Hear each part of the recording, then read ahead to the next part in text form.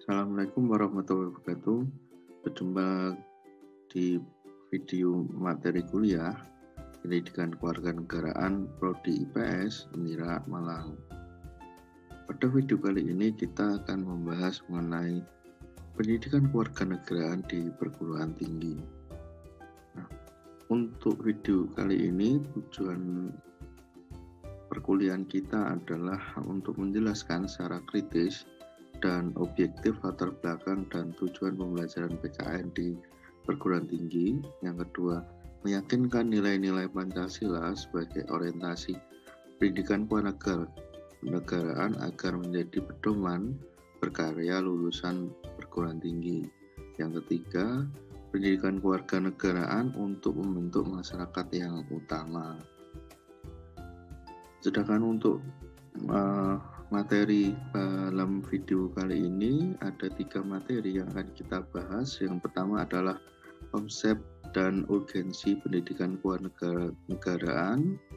Yang kedua adalah sumber historis dan sosiologis politik dan pendidikan kewarganegaraan di Indonesia. Dan yang ketiga adalah dinamika dan tantangan pendidikan kewarganegaraan. Nah, sebelum kita memulai materi mengenai pendidikan kewarganegaraan di perguruan tinggi, coba ingat kembali apakah yang Anda ingat tentang pendidikan kewarganegaraan? Ya, pendidikan kewarganegaraan mungkin telah kalian jumpai pada pendidikan di tingkat SD ataupun MI, SMP ataupun MTS, dan SMA maupun MA. Coba kalian ingat kembali bagaimana pendidikan kewarganegaraan pada tingkat pendidikan tersebut yang pernah kalian alami. Di tingkat SD mungkin kalian mengalami pendidikan kewarganegaraan itu berkaitan dengan pendidikan budi pekerti dan pendidikan karakter.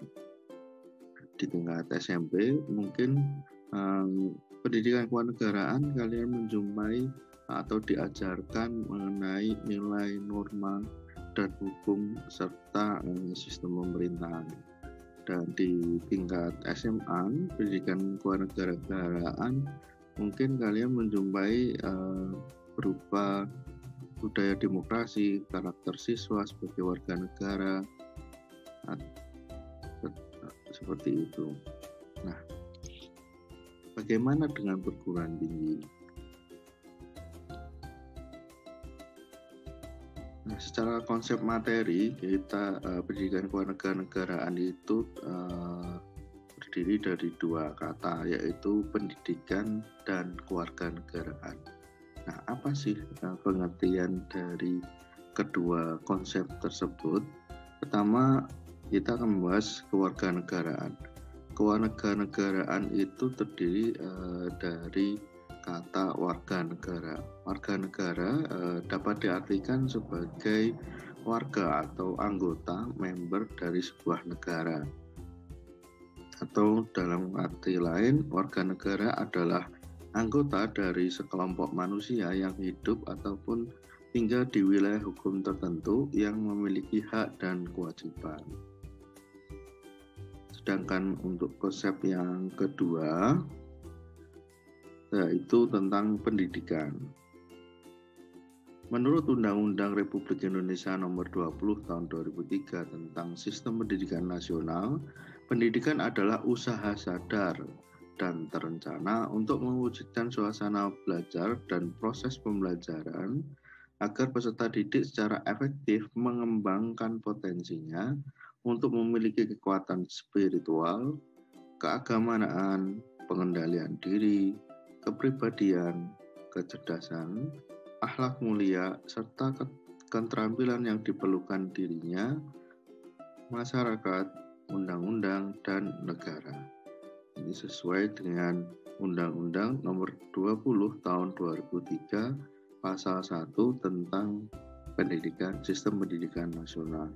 Jadi menurut undang-undang tersebut, pendidikan itu usaha sadar dan terencana yang dilakukan baik pemerintah maupun swasta untuk menghadirkan proses pembelajaran kepada siswa tentunya.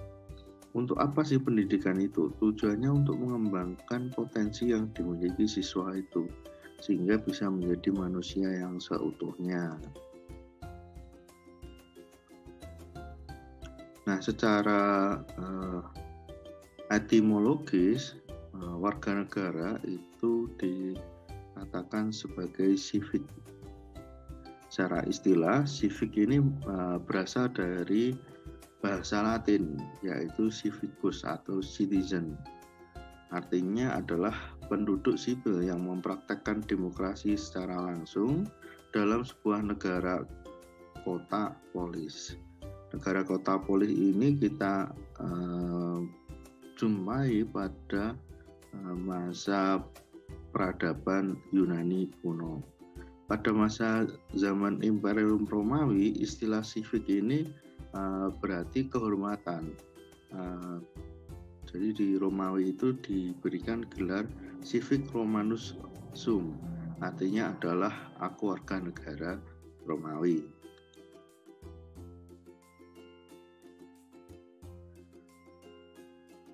Secara terminologis, menurut Harry Reynald White dalam majalah The Citizen dan Civics tahun 1886 merumuskan civic sebagai berikut. The science of citizen, the relation of man, the individual to man in organized coalition, the individual in his relation to the state. Cross Education 7 2004 tahun 1886 sampai 1887, yang artinya adalah civics adalah ilmu kewarganegaraan yang membicarakan hubungan manusia dengan manusia dalam perkumpulan-perkumpulan yang terorganisasi, baik sosial, ekonomi, politik, dan lain-lain, dan individu-individu dengan negara.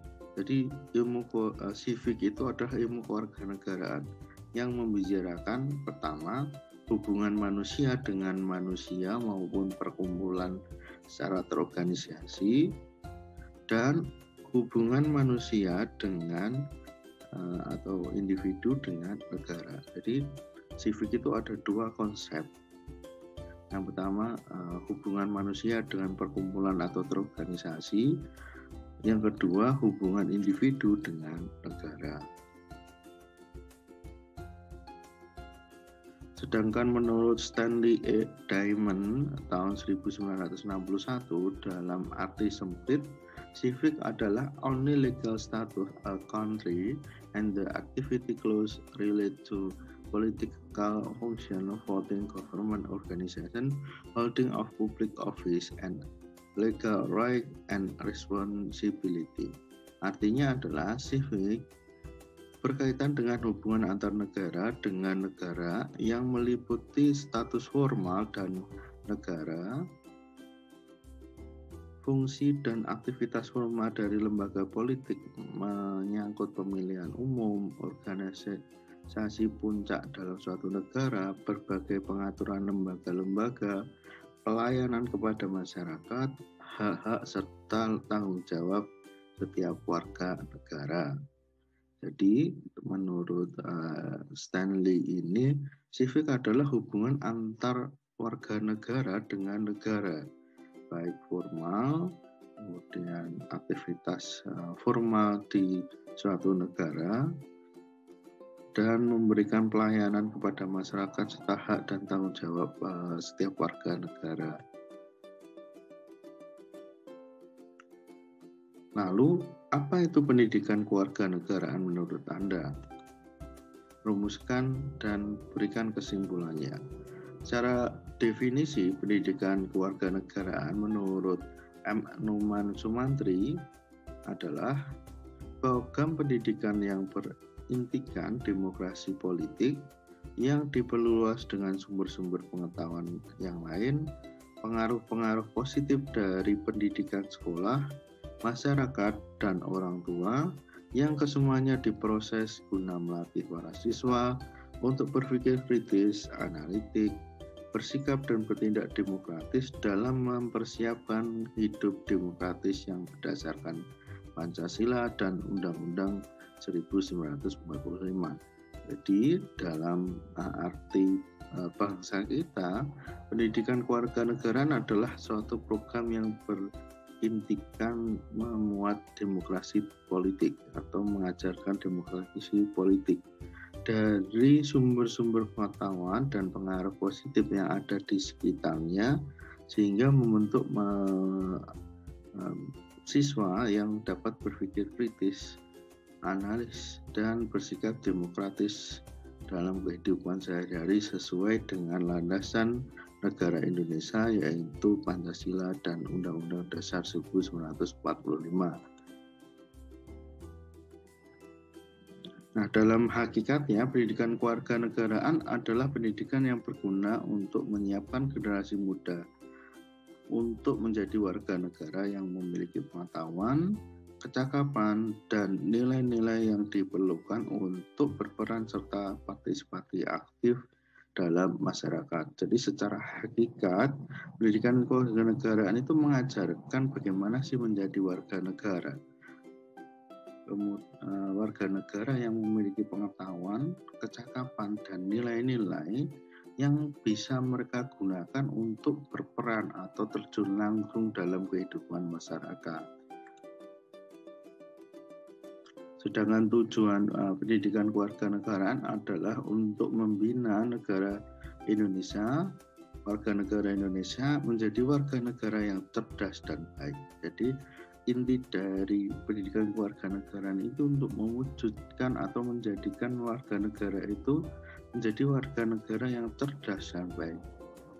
Apa maksudnya? Yaitu warga negara yang beriman, bertakwa kepada Tuhan Yang Maha Esa, berjiwa merdeka, paham hak dan kewajiban, rasa kebangsaan dan cinta tanah air, kepekaan dan tanggung jawab sosial, berjiwa demokratis, menghargai perbedaan etnis, budaya dan agama, berpikir kritis, sistematis, kreatif, dan inovatif.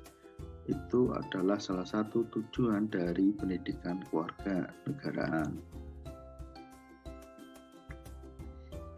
Sedangkan untuk ruang lingkup dari pendidikan kewarganegaraan adalah memberikan ilmu mengenai hak-hak dan tanggung jawab warga negara, pemerintah dan lembaga negara, sejarah dan konstitusi, identitas nasional, sistem hukum dan rule of law, hak-hak asasi manusia, politik, ekonomi, dan sosial, prinsip dan proses demokrasi, partisipasi aktivitas warga dalam masalah kewarganegaraan, perspektif internasional, dan nilai-nilai kewarganegaraan demokratis.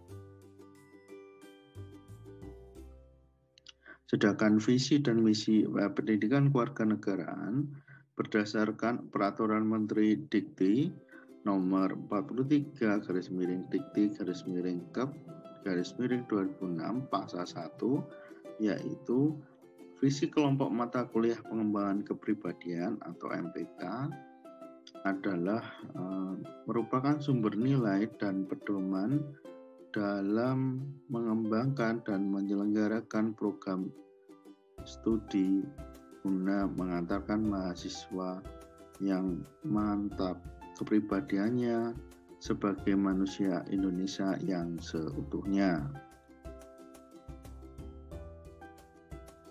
Sedangkan di dalam pasal 2, visi kelompok mata kuliah pengembangan kepribadian adalah membantu mahasiswa memantapkan kepribadiannya sehingga konsisten, mampu mewujudkan nilai-nilai dasar keagamaan dan kebudayaan, rasa kebangsaan dan cinta tanah air sepanjang hayat dalam menguasai, menerapkan, dan mengembangkan ilmu pengetahuan, teknologi, dan seni yang dimiliki dengan rasa tanggung jawab.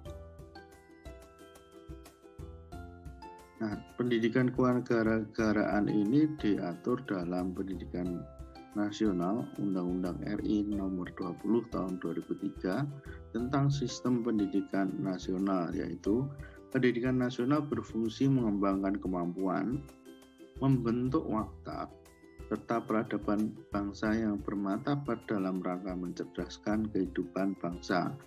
Ada pasal 3 Undang-Undang Republik Indonesia Nomor 20 Tahun 2003 yang menyatakan bahwa pendidikan nasional bertujuan untuk mengembangkan potensi peserta didik agar menjadi manusia yang beriman, bertakwa kepada Tuhan Yang Maha Esa, sehat, berilmu, cakap, kreatif, mandiri, dan bertanggung dan menjadi warga negara yang demokratis dan bertanggung jawab sesuai pasal 3 Undang-Undang RI Nomor 20 Tahun 2003.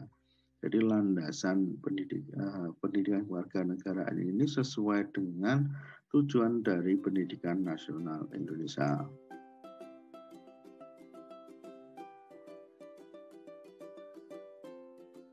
Pendidikan kewarganegaraan dalam konteks pendidikan nasional tertuang dalam Undang-Undang Nomor 20 Tahun 2003, yaitu penjelasan pasal 33 ayat 1 Undang-Undang RI Nomor 20 Tahun 2003, yaitu pendidikan kewarganegaraan yang dimaksud untuk membentuk peserta didik menjadi manusia yang memiliki kebangsaan dan cinta tanah air. Jadi sebenarnya pendidikan kewarganegaraan itu untuk apa? Ya untuk membentuk atau menyadarkan peserta didik agar memiliki rasa cinta tanah air dan rasa kebangsaan menjadi warga Indonesia atau bangga menjadi warga Indonesia. Itu adalah hakikat atau tujuan dari pendidikan kewarganegaraan.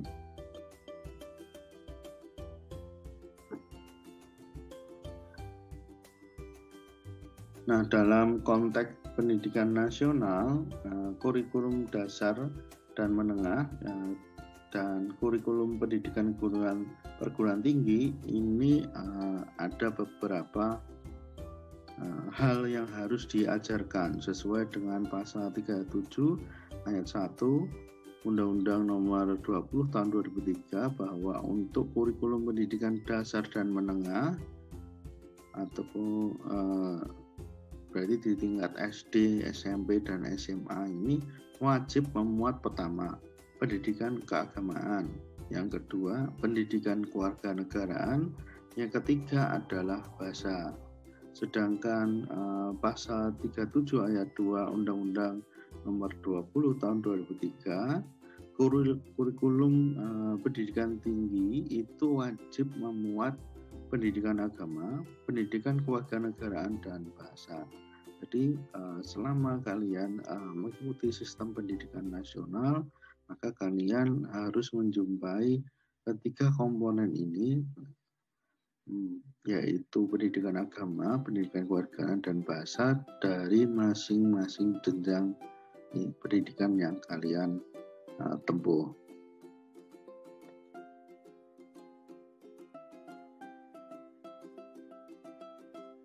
Nah, secara historis pendidikan kewarganegaraan itu sudah berkembang sejak tahun 1960-an hingga sampai saat ini.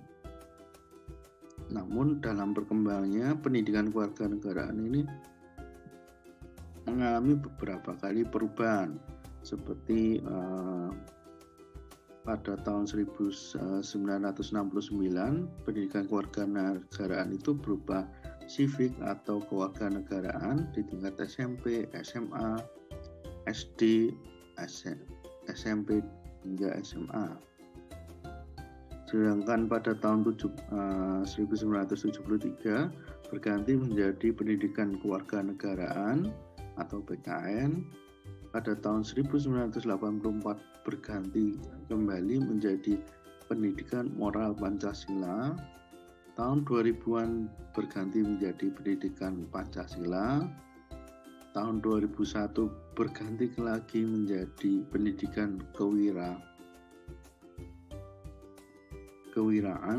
Sedangkan tahun 2002 sampai sekarang menjadi pendidikan kewarganegaraan. Untuk tingkat sekolah dasar dan menengah, pendidikan kewarganegaraan pada tahun 1994 diganti menjadi pendidikan Pancasila dan kewarganegaraan atau PPKN. Sedangkan menurut Undang-Undang Nomor 20 Tahun 2003 tentang Sistem Pendidikan Nasional, pendidikan kewarganegaraan menjadi pendidikan kewarganegaraan atau PKN di tingkat SD, SMP, SMA maupun perguruan tinggi.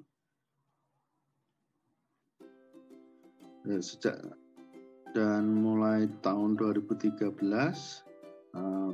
peraturannya diganti kembali menjadi pendidikan Pancasila dan kewarganegaraan di tingkat SD, SMP, SMA yang berlangsung hingga sekarang.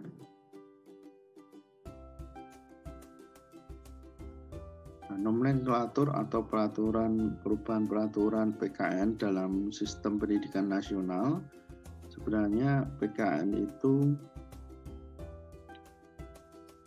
diibaratkan sebagai pendidikan, apakah diibaratkan sebagai pendidikan moral atau PKN sebagai pendidikan kewarganegaraan, ataukah PKN sebagai pendidikan demokrasi, atau PKN sebagai pendidikan hak asasi manusia, atau PKN sebagai pendidikan karakter, atau PKN sebagai pendidikan kebangsaan, atau PKN sebagai pendidikan politik, atau PKN sebagai apa? Nah, ini yang akan kita bahas dalam video ini kali ini.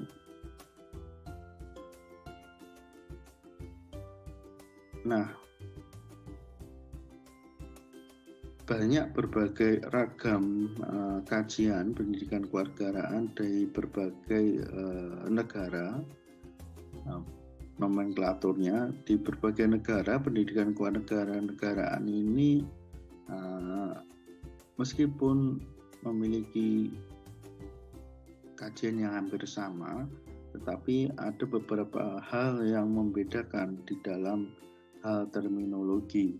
Seperti di New Zealand, pendidikan kewarganegaraan ini terminologinya membahas mengenai social studies, sedangkan di Singapura ini membahas mengenai civil dan moral education, sedangkan di Spanyol ini membahas mengenai sejarah masyarakat, kemudian geografi dan social science atau ilmu sosial, sedangkan di Swedia ini membahas mengenai ilmu sosial bersamaan dengan sejarah, geografi, dan ilmu sosial. Sedangkan di Swiss ini membahas mengenai ilmu sosial, sedangkan di Amerika membahas ilmu sosial bersamaan dengan masyarakat dan warga negara dan pemerintahan. Nah, untuk porsinya, masing-masing negara ini memiliki porsi yang berbeda-beda di dalam mengajarkan pendidikan warganegaraan di masing-masing negara. Seperti hanya di New Zealand tidak jelas ini kapan diajarkannya secara spesifik, jadi mereka mengajarkan secara opsional. Sedangkan di Singapura ini pendidikan kewarganegaraan diperoleh dalam seminggu itu 2 kali pertemuan, selama 2 jam pertemuan selama 30 menit. Sedangkan di Spanyol pendidikan kewarganegaraan wajib ditempuh masyarakatnya selama 3 jam dalam 1 minggu. Sedangkan di Swedia itu pendidikan warganegaraannya harus mencapai 885 jam selama 9 tahun selama mengikuti pendidikan di sekolah. Sedang di Switzerland belum diketahui secara spesifik bagaimana pengajaran pendidikan di negara tersebut, sedangkan di USA atau Amerika ini ada spesial waktu spesial setiap minggu yang diperuntukkan khusus untuk pendidikan kewarganegaraan.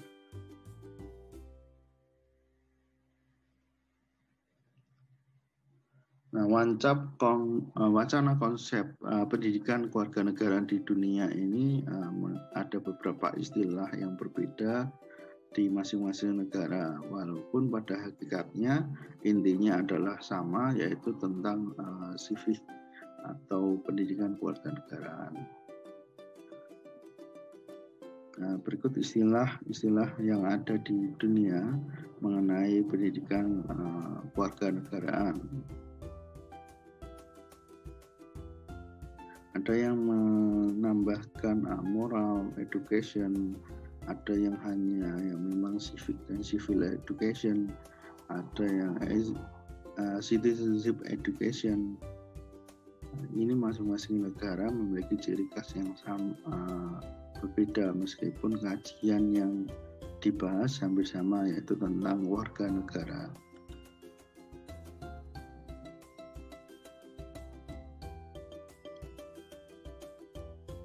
Nah, untuk substansi pendidikan kewarganegaraan itu, paradigma pendidikan kewarganegaraan itu ada 4. Pertama adalah untuk mewujudkan warga negara yang cerdas, yang kritis, analis terhadap kondisi yang terjadi di negara. Jadi warga negara harus berpikir secara cerdas apa yang terjadi terhadap negaranya. Yang kedua adalah warga negara yang bertanggung jawab. Artinya setiap warga negara ini memiliki tanggung jawab untuk memajukan negaranya, bertanggung jawab atas yang terjadi di kondisi di negaranya. Jadi warga negaranya tidak cuek atau acuh terhadap negaranya. Jadi setiap masing-masing warga negara itu merasa memiliki tanggung jawab yang sama memajukan negaranya. Yang ketiga adalah warga negara yang partisipatif. Jadi pendidikan warga negara ini berupaya untuk mendorong warga negara agar lebih aktif terjun di dalam masyarakat, membangun negara secara bersama-sama.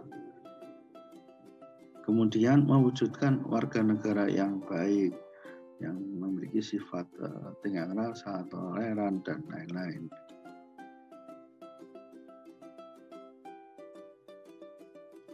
Nah, sasaran pendidikan kewarganegaraan di perguruan tinggi ini mencakup 3 aspek, yaitu kognitif, psikomotorik, dan afektif.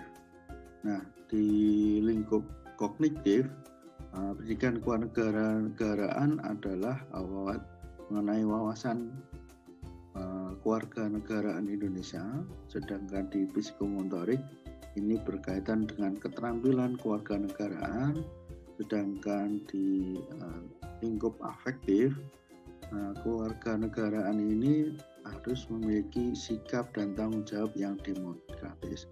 Bagaimana perwujudannya? Yang pertama, kognitif.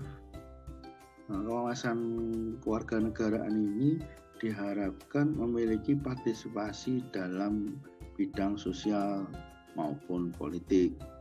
Selain itu juga memiliki komitmen, wujudnya tujuan sasarannya adalah memiliki komitmen, mewujudkan komitmen untuk membela negara, serta harapannya yaitu menjadikan mahasiswa memiliki rasa percaya diri sebagai warga negara bangsa Indonesia.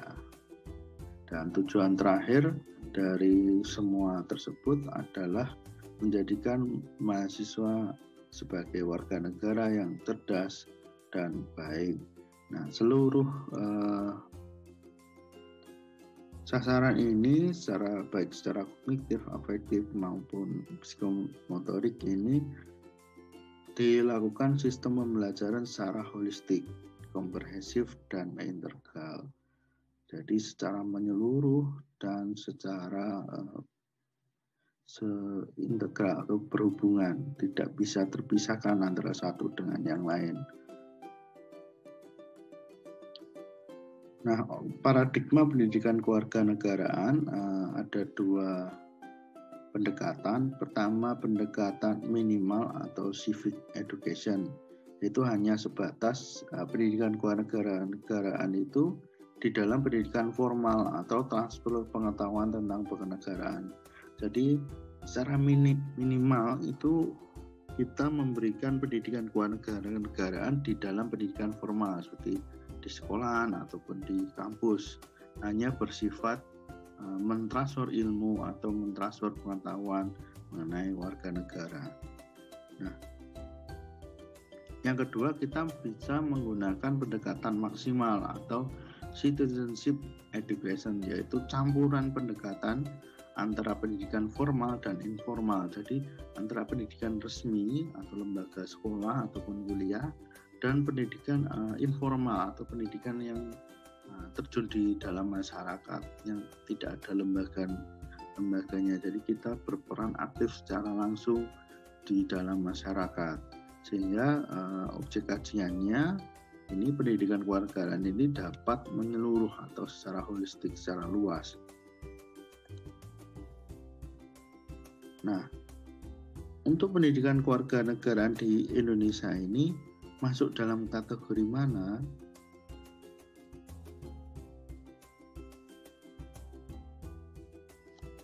Untuk perkuliahan hari ini silakan kumpulkan tugas. Apa tugasnya? Pertama, kalian silakan buat esai dengan tema dinamika dan tantangan pendidikan kewarganegaraan saat ini, khususnya dalam menghadapi pandemi COVID-19. Terima kasih dalam menyimak video materi kuliah hari ini. Apabila ada kekurangan, saya mohon maaf. Assalamualaikum warahmatullahi wabarakatuh.